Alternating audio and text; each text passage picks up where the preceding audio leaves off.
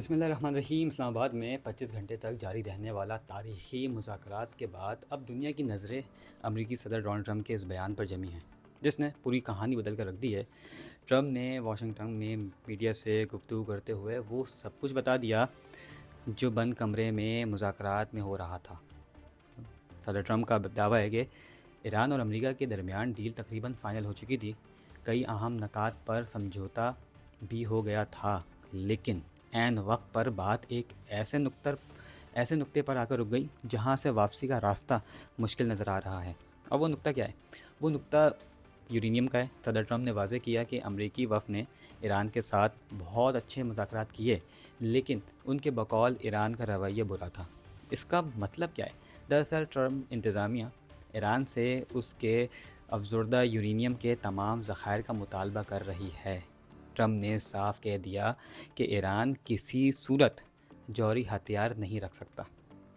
Trump کا سب سے خطرناک جملہ یہ تھا کہ وہ ایران کے افزودہ یورینیم کو کسی نہ کسی طرح حاصل کر لیں گے۔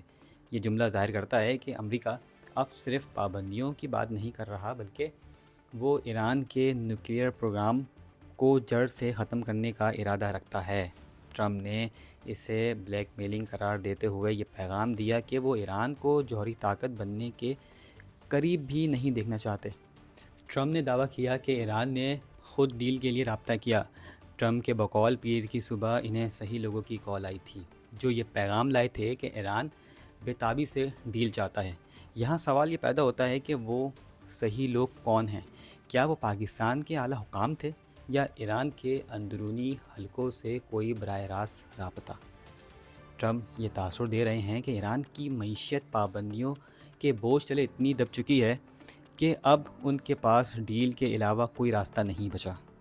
ٹرمپ کا یہ کہنا ہے کہ ایران بقیہ نکات پر بھی اتفاق کر لے گا، یہ ظاہر کرتا ہے کہ وہ ایران کو نفسیاتی طور پر دباؤ میں لا رہے ہیں تاکہ اگلی نشست میں وہ یورینیم کے معاملے پر بھی جھک جائیں۔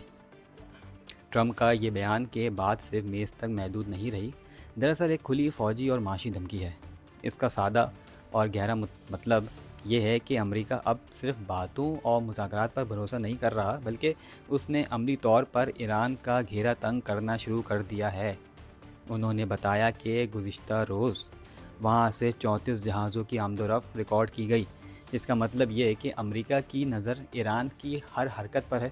سب سے بڑی بات یہ کہ ٹرمپ نے دوسرے ملکوں کی ناکہ بندی میں مدد کی پیشکش یہ کہہ کر ٹھکرا دی کہ ہمیں کسی کی ضرورت نہیں۔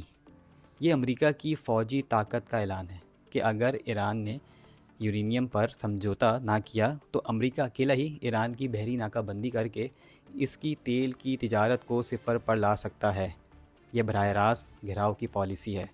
ٹرمپ نے اپنی تمام شرائط اور دھمکیاں میز پر رکھ دی ہیں۔